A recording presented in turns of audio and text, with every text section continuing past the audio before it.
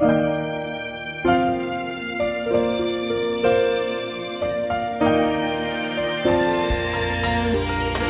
âme a soif de toi, mon cœur a faim de toi, mon ami.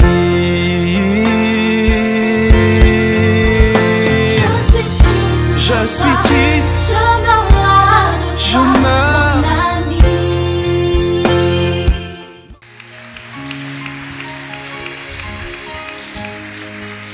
Amen, amen. Salue ton voisin ainsi que ta voisine.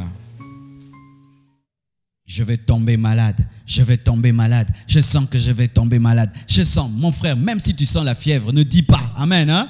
Parce qu'il y a aussi des maladies qui ratent, vrai ou faux? Je vais tomber malade, je vais tomber malade, je vais tomber malade. Comment? Je sens tout ce que je sens quand je vais tomber malade. Tu invites la maladie.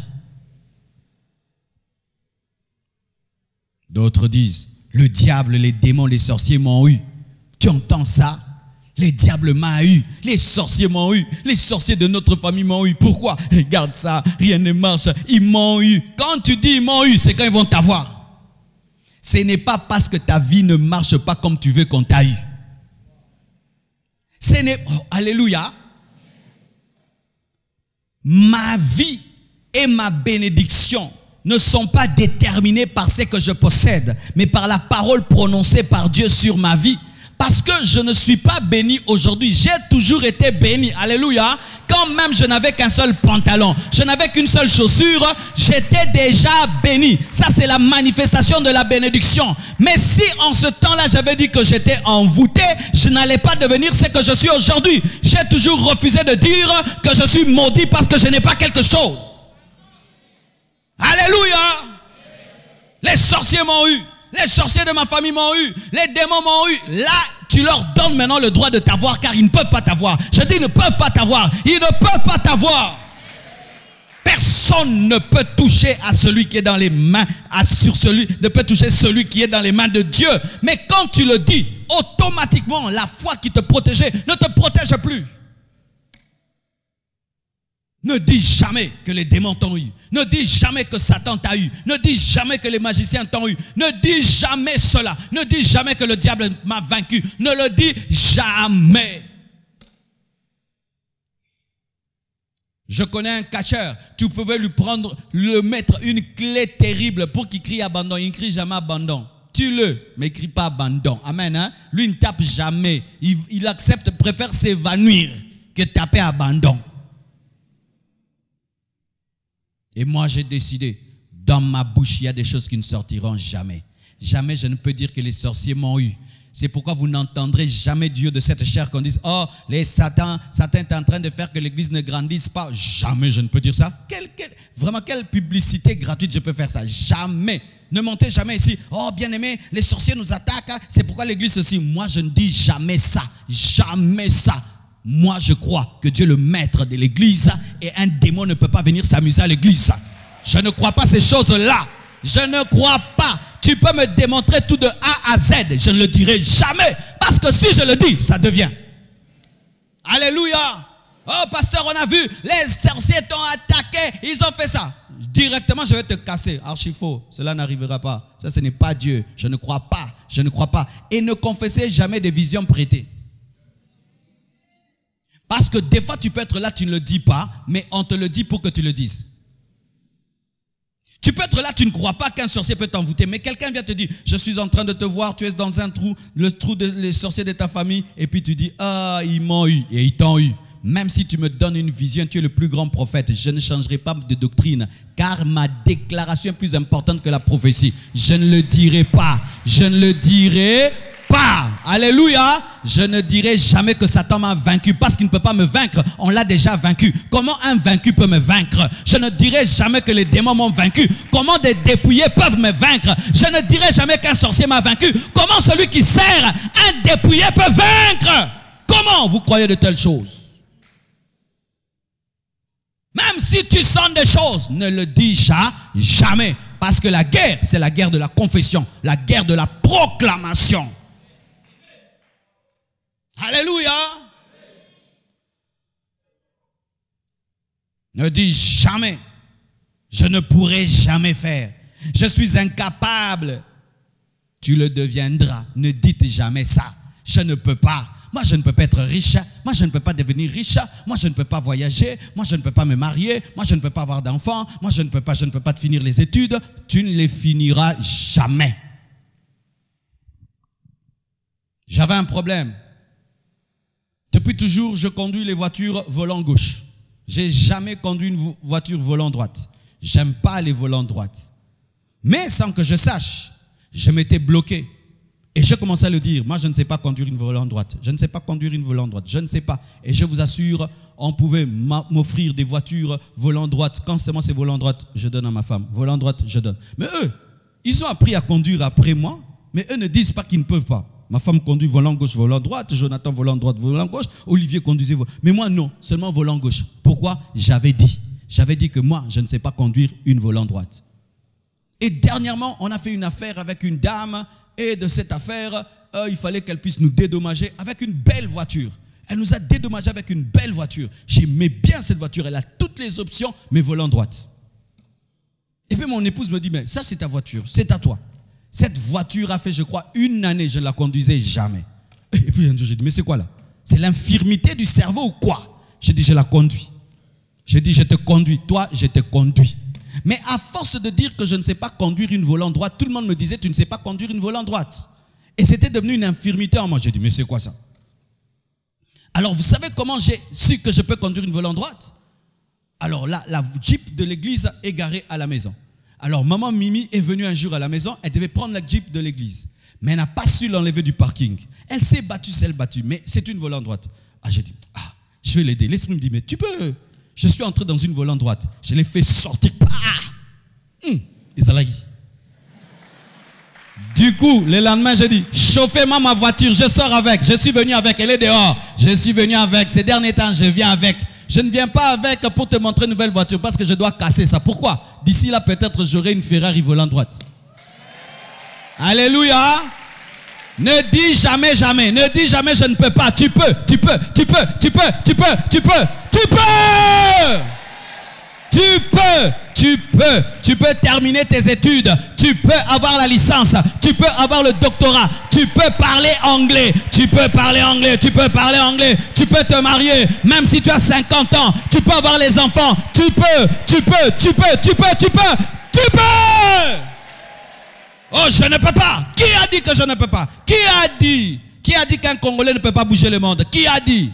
Qui a dit?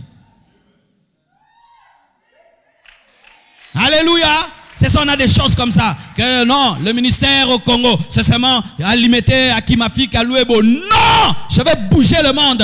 Pourquoi? Je peux, avec Dieu. Je le ferai. Dis orgueil comme tu veux. Et garde ton humilité qui t'amène à faire des petites choses. Ouais, il y a des gens humbles, ça m'a fait des petites choses. Alléluia. Je préfère faire des grandes choses, on m'appelle orgueilleux, que faire des petites choses. Et puis on dit que tu es humble. Mes frères et sœurs, une fois je suis allé à Matadi pour la première fois. Et pendant que j'y allais, on me dit, Marcelo, Matadi c'est dur.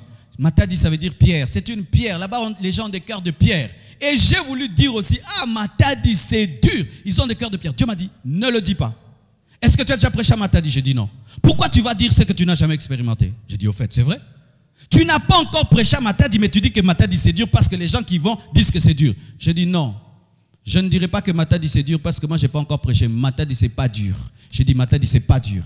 Et bien aimé, s'il y a un endroit où Dieu m'a beaucoup utilisé au Congo, c'est à Matadi. J'y allais. Et c'est là-bas que j'ai appris la mission, l'apostolat, plein de choses. Dieu m'a béni à Matadi et ça n'a jamais été dur. Et quand il fallait aller encore en Europe, on disait, oh les fidèles de l'Europe, ils sont durs, ils sont compliqués. Dieu m'a dit, ne dis pas ça. Je vais en Europe, bien aimé. Ces gens, alors qu'on dit qu'ils sont durs, ils n'aiment pas Dieu. Le culte doit commencer à 16h. Ils remplissent la salle à 14h, 13h du matin. 13h plutôt, alors qu'il y a le froid dehors. Une soif que je n'ai même pas vue au Congo. Pourquoi? J'ai refusé de le dire. Si j'ose le dire, ça va arriver. Les choses sont dures pour toi parce que tu dis qu'elles sont dures. Elles deviennent dures parce que tu les endurcis. Tu invites toi-même l'esprit de blocage en te bloquant par les paroles. Tu invites toi-même l'esprit d'échec en prononçant l'échec. Tu invites toi-même l'esprit de limitation en te limitant par les paroles. Qu'est-ce que vous dites de vous? Qu'est-ce que vous dites de vous? Je n'étudierai plus. J'ai arrêté, ça fait 3 ans. Ce qui fait que je n'étudierai pas. Mais il y a des gens qui ont arrêté même 10 ans. Ils ont repris. Il y a une maman qui est entrée dans mon bureau. Elle est même enceinte, mais elle veut finir ses études. Elle est en 2e licence.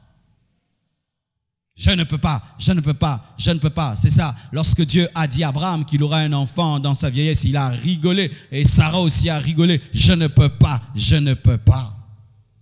Ne dis jamais, je ne peux pas. Ne dis jamais, je suis incapable. Ne dis jamais, cela, tu le deviendras. Ne dis jamais que tu es un raté. Dieu n'engendre jamais des ratés. Dieu ne crée pas des ratés. Même si tu n'es pas très beau, Dieu a mis notre beauté quelque part. Alléluia. Même si tu n'es pas très intelligent, peut-être toi Dieu t'a donné la force. Même si tu n'es pas très fort, peut-être Dieu t'a donné l'art. Alléluia. Mais tout le monde a quelque chose. Il n'y a personne qui vient sur la terre comme un vase vide. Tu n'es pas un raté. Tu n'es pas un raté. Tes parents t'ont engendré, mais c'est Dieu qui t'a créé. Tes parents t'ont engendré, mais c'est Dieu qui t'a créé. Tu n'es pas un raté. Tu as échoué, mais tu n'es pas un raté. Il y a une différence entre être un raté et échouer. Je peux échouer dans un domaine, mais je ne suis pas un raté. Et je suis en train d'apprendre pour réussir. Ce n'est pas parce que tu as eu 0 sur 10 que tu es bête. Tu n'as pas compris la matière. Alléluia. Certains, vous avez commencé à échouer à l'école quand vous avez commencé à dire, je suis bête, je suis bête, je suis bête. Les démons des bêtes passaient. Zoba, Nakota. Et puis tout d'un coup, toi qui maîtrisais la mathématique, tu n'arrives plus. Qui maîtrisais la chimie, tu n'arrives plus. Toi-même, tu l'as dit et l'esprit là est venu. Certains même disent, je suis possédé. Vraiment, j'ai un démon. Toi-même, tu dis, tu as un démon. Au lieu de dire même j'ai un mauvais caractère, toi tu vas plus loin. J'ai un démon.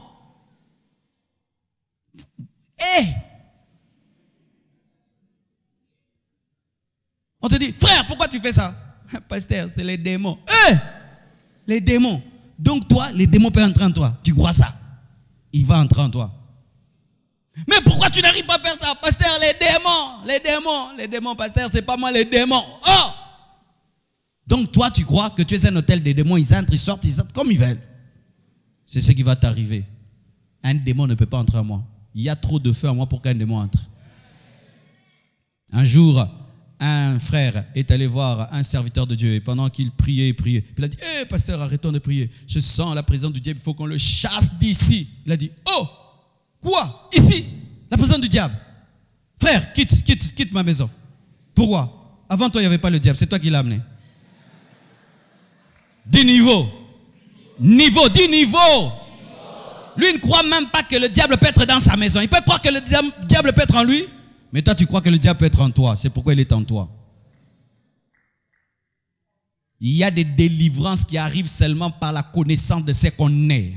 Il y a des délivrances qui arrivent seulement par la connaissance de ce qu'on est. Tu sais que tu es le temple du Saint-Esprit et le diable ne peut pas entrer en toi et cela va t'arriver. Mais si tu crois que tu es un couloir où tout le monde peut passer, ça va t'arriver aussi. C'est pourquoi je suis contre. Et des fois on dit, Marcelo, moi je crée des problèmes. Mais des fois il faut dire les choses quand même.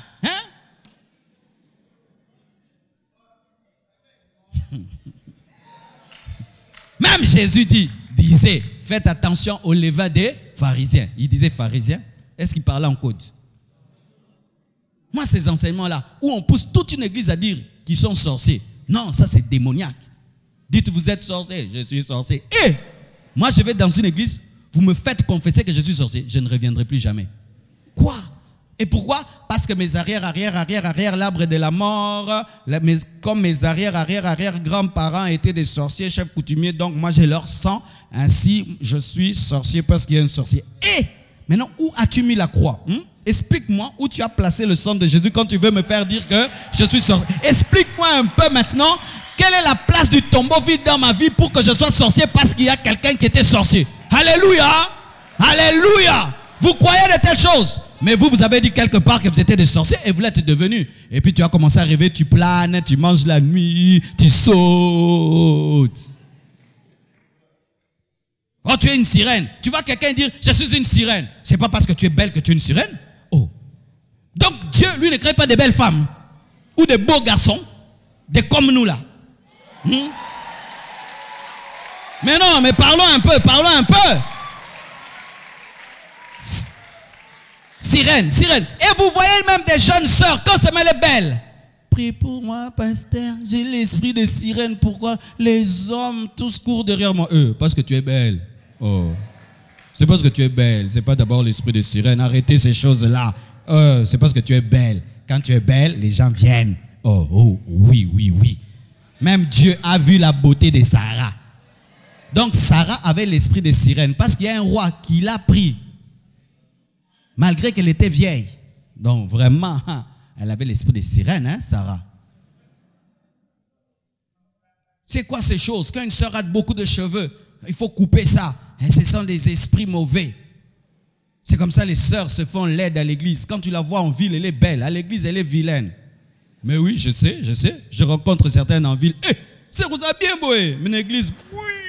Elle ne veut pas qu'on dise qu'elle est sirène, qu'elle est venue tenter le pasteur. Moi, je n'ai pas peur de toi. Je n'ai pas peur de toi, ma sœur. Sois belle, sois belle, sois belle. Entre au bureau, je prie pour toi. Je n'ai pas peur de toi. Déjà, j'ai une femme canon à la maison.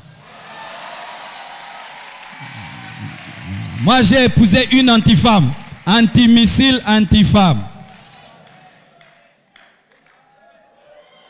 Mais quand, ma sœur, tu dis que tu es une sirène, tu l'auras. La sirène viendra. Comme tu crois que ta beauté est démoniaque et tu le confesses et tu commences à chasser même des démons qui n'existent pas. Oh, on n'est pas là, mais on nous appelle, on nous chasse, on vient. Ah oui, car chasser les démons qui ne sont pas les invites. Oui. Tu n'as pas l'esprit de sirène. Et puis tu commences à chasser tous les jours l'esprit de sirène. L'esprit de sirène dit, mais moi je ne suis pas là, mais on me chasse. Alors il doit venir pour que tu les chasses. Comme ça ta prière a du sens. Vous comprenez ça, hein? Dans ces choses de Dieu, si tu n'as pas la connaissance, tu vas détruire ta vie. C'est comme prendre une voiture, tu commences à la conduire, tu ne connais pas le code de la route, tu mourras. Ah oui.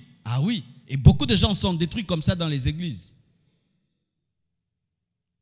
Ne dis jamais, je suis possédé. Ne dis jamais, j'ai un démon.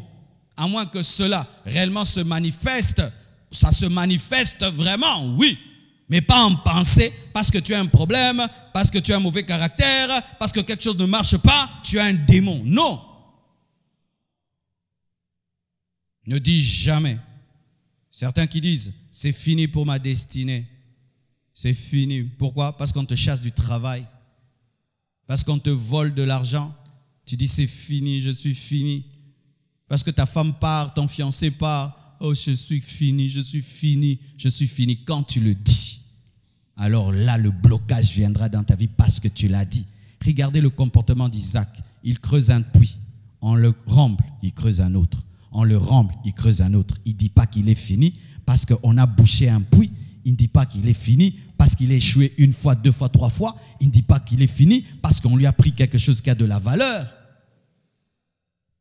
On peut tout te prendre, tu n'es pas fini tant que tu as Jésus. Quelqu'un qui a Jésus n'est jamais fini. Je dis quelqu'un qui a Jésus n'est jamais fini. Quelqu'un qui a Jésus n'est jamais fini. Je préfère mourir que vivre. Je préfère mourir que vivre. Quand tu dis ça, tu attires l'esprit de suicide. Certains qui se suicident ont commencé à le dire. Je préfère mourir que vivre. Je préfère mourir que vivre. Et un esprit impur est venu à contrôler leurs pensées. Et ils se sont suicidés. Et pendant que tu es en train de t'étrangler, c'est quand que tu es conscient. Mais il n'y a personne pour te sauver. C'est quand on voit quelqu'un, il se pend, mais il commence à se débattre encore. Mais il est retard. Je veux me tuer, je veux me tuer. Arrêtez de dire ces choses. Vous attirez l'esprit de suicide.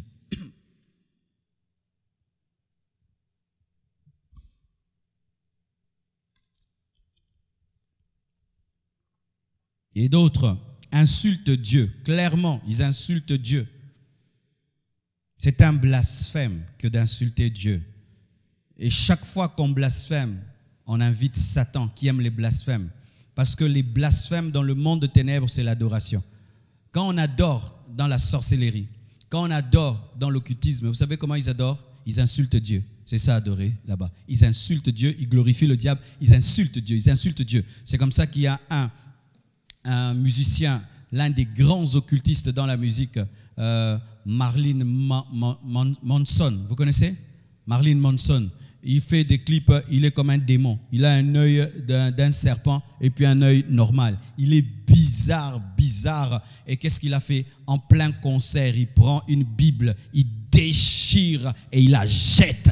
C'est ça qu'il adore le diable. Et quand tu insultes Dieu, tu adores le diable. Satan se prend toujours, chaque fois que les gens insultent Dieu, il s'en nourrit. Parce que toute insulte à Dieu est une adoration à Satan et toute adoration à Satan ouvre la porte à Satan.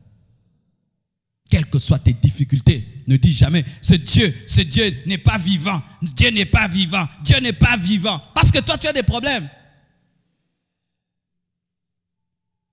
Où est le Dieu de la Bible? Où est le Dieu de la Bible? Arrêtez ces choses. Arrêtez de faire des prières pour faire des prières. Parce que tu as entendu quelqu'un le dire et toi aussi tu le dis. Dieu, tu es mort. Dieu, tu es mort. Dieu est mort. Dieu est mort. Dieu est mort. Dieu est mort. Si Dieu était vivant, pourquoi ça? Dieu est mort. Dieu est mort. Frère, tu enterres Jésus parce que toi, tu n'as pas un boulot.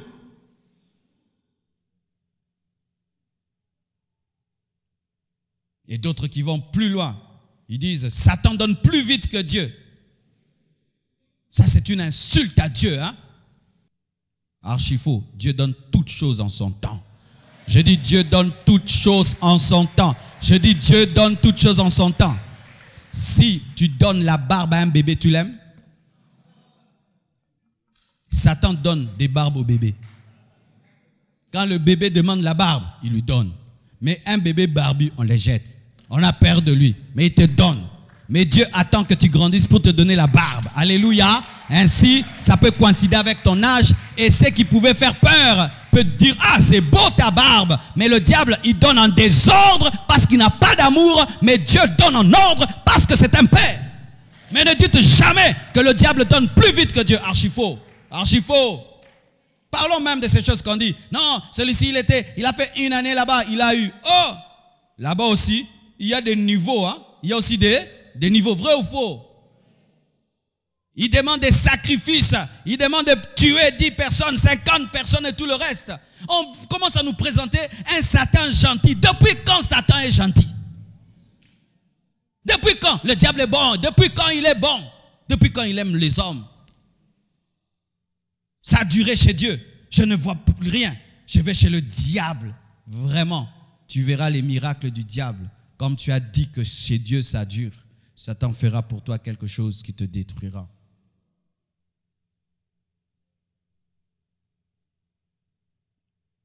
Et d'autres, quand on était des enfants, je ne sais pas si vous le disiez, on disait « na magie nanga ».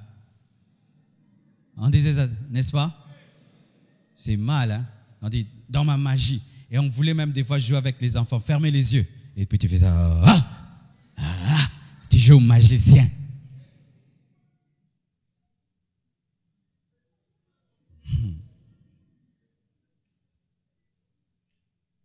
Et d'autres disent, je suis maudit. Pourquoi? Tu regardes la vie des autres et tu regardes la tienne.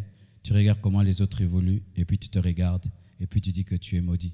Si on regarde l'ânon qui était lié et personne ne montait dessus, cet ânon pouvait dire qu'il était maudit, mais il était réservé à Jésus.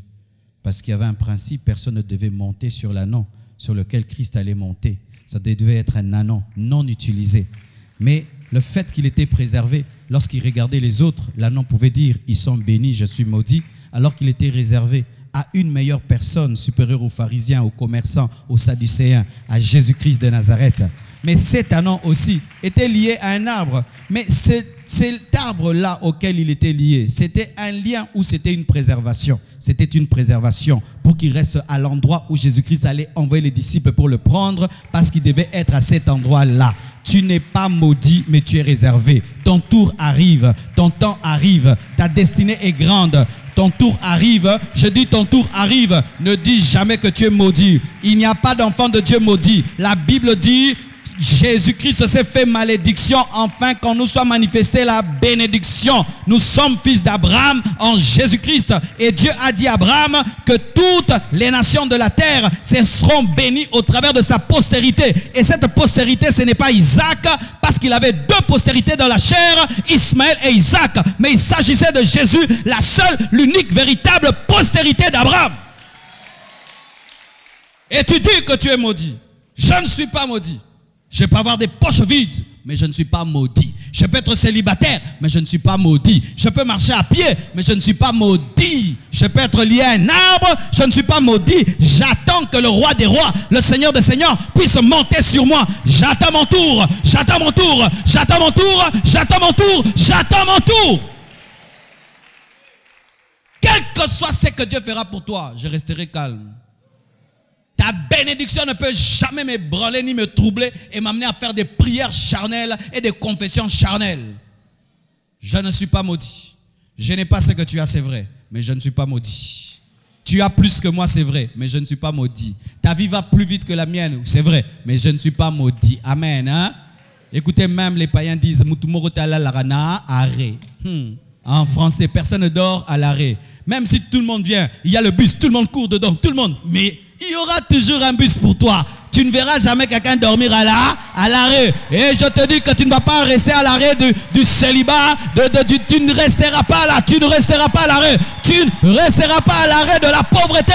Tu ne resteras pas, tu ne dormiras pas là. Je ne suis pas maudit. Jamais je le dirai. Jamais. Même si le diable et les hommes me donnent toutes les preuves, je ne le dirai pas. Je refuse, c'est ma bouche, j'ai refusé de dire, je ne suis pas maudit. Mais Dieu est maudit, je ne suis pas maudit. Mais rien, je ne suis pas maudit, c'est ma bouche, j'ai la liberté, je ne suis pas maudit. C'est ça la foi confesse la vérité et ne confesse pas la réalité. La foi confesse la parole, mais ne confesse pas la réalité. Je ne suis pas maudit. Tout peut arriver au Congo, je ne suis pas maudit. Courant, délestage, tout, je ne suis pas maudit. Manque d'eau, je ne suis pas maudit. Avec tout ce qui arrive au Congo, je ne suis pas maudit. Je ne suis pas maudit d'être au Congo. Je suis béni d'être dans cette nation et de démontrer que tu peux être dans une nation comme celle-ci et briller dans le monde entier. Alléluia. Car plus il y a les ténèbres, plus la lumière brille. Je ne suis pas maudit. Je suis placé. Vous le croyez? Alors changez votre manière de parler aujourd'hui, changez votre manière de parler, changez votre manière de parler, changez votre manière de parler, changez votre manière de parler sur vous-même. Arrêtez de vous maudire. D'autres disent quoi? Je suis un accident de circulation. Et c'est quand les parents même disent, hey, nous on ne t'avait pas voulu. Quand ta maman te dit que moi je t'ai eu avant de me marier. Quand j'avais 18 ans, j'étudiais, puis j'ai aimé un jeune garçon, et puis tu es venu, et puis il est parti, c'est même pas c'est qui. Et puis tu dis, ah, je suis un accident, je suis un accident, l'accident. Ma mère m'a jamais voulu. Oui, ta maman t'a pas voulu, c'est vrai. Mais quand tu te retrouves sur la terre, automatiquement la Bible te prend en charge.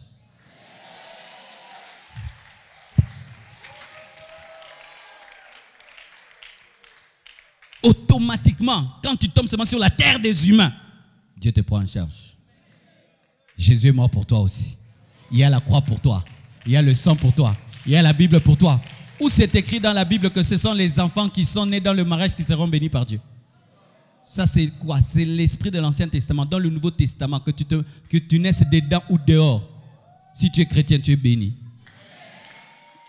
Tu peux être l'enfant de la 4e bureau. Dieu t'appelle, te oint. Salomon.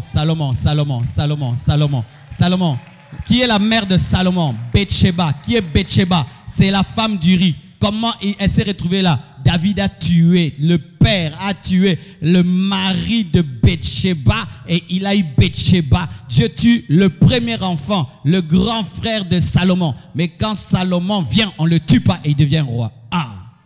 Circulation, accident. Pour ton père et ta mère, tu es un accident. Pour Dieu, il te récupère. Alléluia. C'est pourquoi même si ta mère est une folle, Dieu a un plan pour toi. Même si ton père ne te connaît pas, Dieu a un plan pour toi. Alléluia. Même si ton père ne t'a pas désiré, Dieu a un plan pour toi. Je dis, Dieu a un plan pour toi. Jephthé était fils d'une prostituée, mais il est devenu grand en Galade. Pourquoi? Dieu avait un plan même pour le fils de la prostituée. Je ne suis pas un accident de circulation. Même si je ne connais pas mon père, même si je ne connais pas ma mère. Même si on me dit qu'on m'avait jeté devant une église, on m'a ramassé. Et ça n'a rien. Parce que tu as été jeté devant une église, tu n'as pas une bouche pour manger. N'est-ce pas que tu manges? N'est-ce pas que tu as des yeux pour voir? N'est-ce pas que tu as des oreilles pour entendre? Et si on prêche l'évangile, tu vas entendre? Et la foi vient de quoi? Toi, tu vas entendre? Et le salut vient de quoi? De ce qu'on entend. Bien-aimé, tu es béni, tu es béni, tu es béni. Même si tu as une mauvaise origine, tu as une grande finalité. Même si tu as une mauvaise origine, tu as une grande finalité. Même si tu as une mauvaise origine, tu as une grande finalité. Alléluia. Si tu dis que tu es un accident de circulation, tu auras des accidents dans ta vie. Et des accidents. Et tu sais, les voitures accidentées finissent comment? Au garage. Tu seras garé dans la vie. Arrêtez de pleurer tout le temps. Moi, mon père, ma mère, arrêtez. Tu as trop pleuré, tu t'es trop maudit. Prends maintenant la Bible, commence à parler la Bible. Laisse les païens dire des choses pareilles, pas toi. Alléluia, pas toi. Pas toi. Alléluia. Et d'autres maintenant disent même, je suis né pour aller en enfer. Ah oui? Vous ne savez pas ça? Il y a des gens, quand ils essayent de craindre Dieu, ils n'arrivent pas. Le péché est toujours là. Ils confessent, mais ils pêchent encore. Il écoute la parole, il décide, il rentre à la maison, il pêche encore. Il jeûne, il prie, il pêche encore. Et puis il dit, non, moi diable. Oui. Oh, il y en a là. Moi, je fais tout. J'aime Dieu, mais Dieu ne m'aime pas.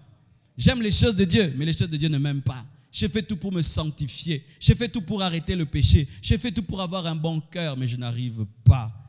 Je suis né pour aller en enfer. Ton problème, c'est quoi, tu sais? Tu veux changer sans naître de nouveau. Tu veux voler sans être un oiseau. Tu veux nager sans être un poisson. Tu veux parler sans être un homme. This is a case, a problem, a matter. Je peux parler l'anglais. Ah, yes. Mouké. Je peux prêcher en anglais. Un jour, je prêcherai en anglais. Amen. Ou tu vas dans une église américaine, on te donne l'interprète. No, brother, say it. I preach myself. Yes. Amen. Mon frère, ma soeur, des fois tu n'arrives pas à te sanctifier. Ton problème, le voici. Tu aimes la sainteté, mais tu n'as pas la nature de la sainteté. C'est pourquoi certains vous arrivez à dire que vous êtes des fils du diable, tu dois aller en enfer, parce que tu veux craindre Dieu, mais tu n'y arrives pas. Mais tu n'y arrives pas, tu sais pourquoi? Parce que tu sautes les étapes. Est-ce qu'on lave un enfant qui n'est pas né?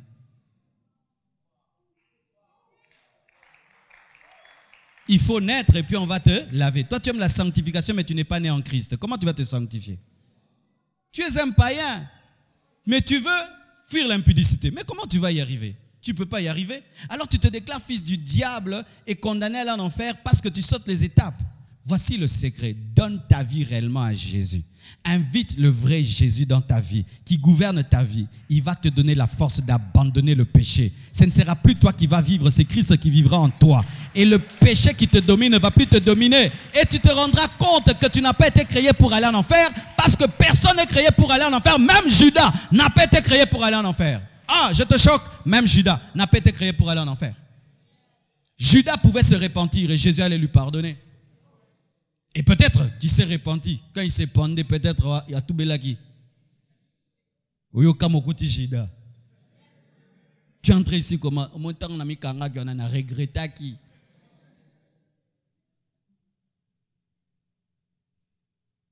Alléluia.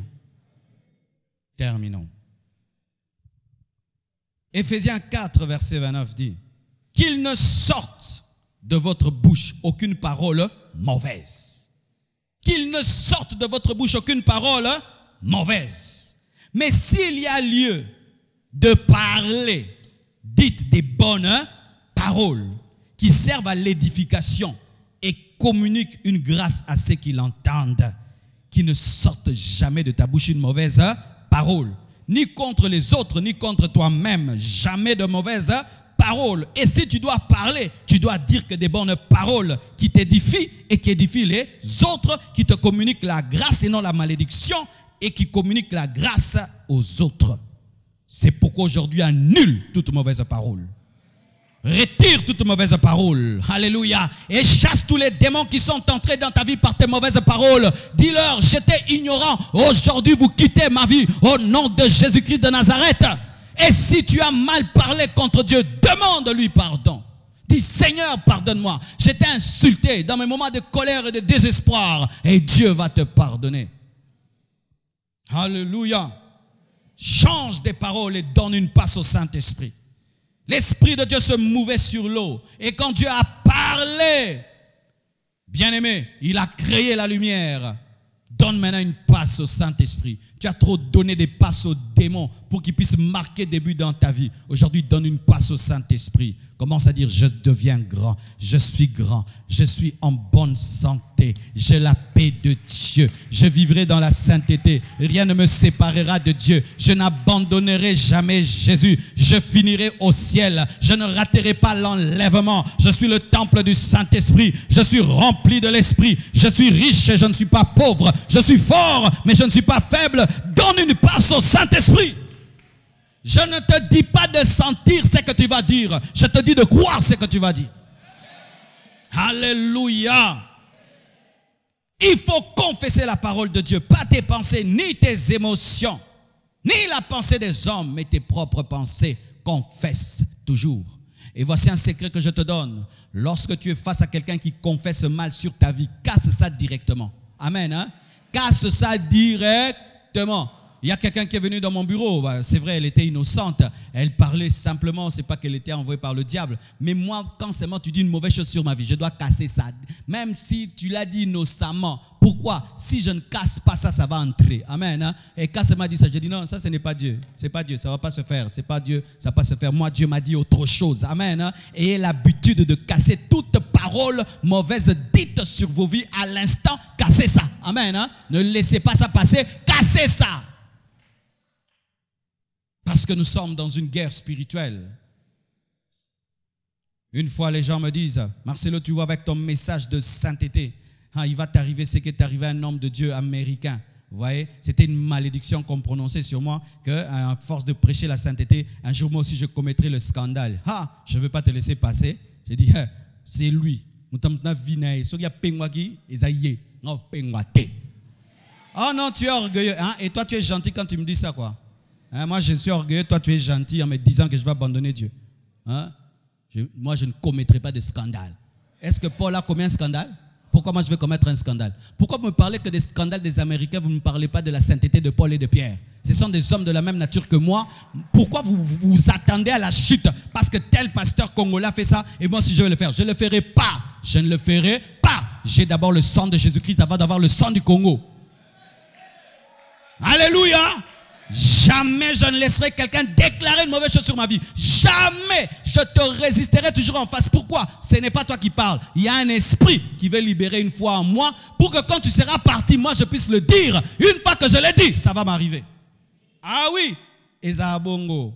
Quand le diable te cherche, que tu dises des mauvaises choses sur ta vie et tu n'y arrives pas, il va envoyer quelqu'un te dire des mauvaises choses et ça entre. Lui part. Après quand tu le dis, ça arrive. Je ne tomberai pas.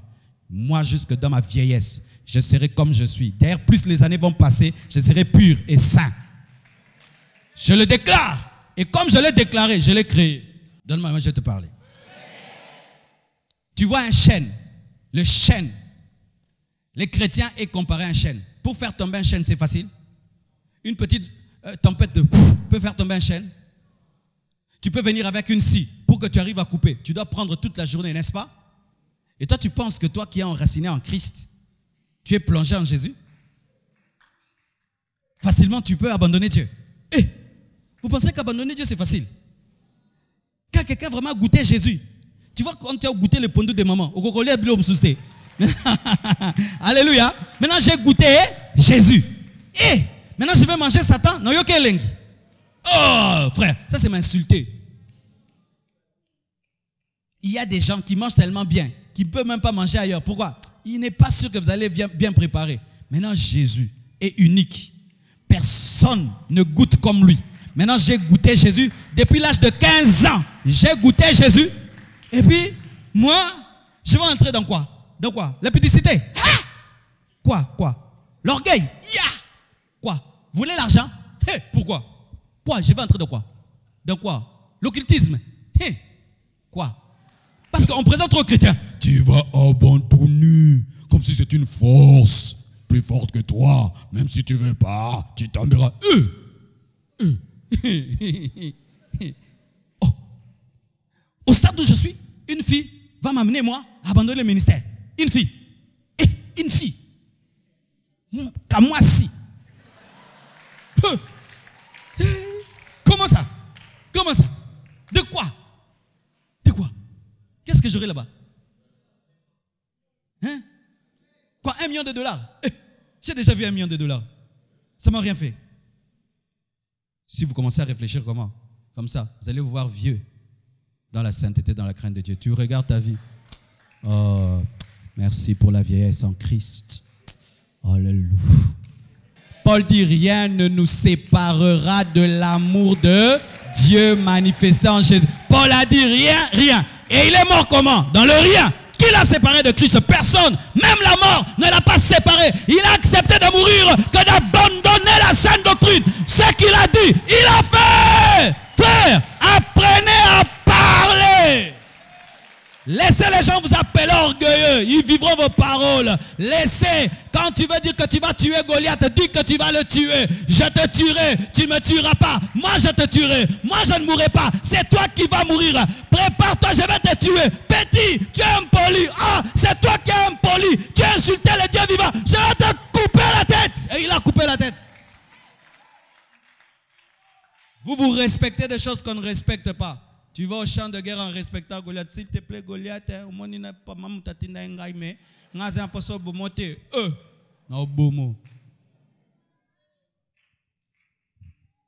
un sorcier ne peut rien contre ma vie. Tu m'attaques, tu vas mourir. Tu vois, quand tu parles comme ça, même un sorcier qui est là, il entend, il ne va pas venir.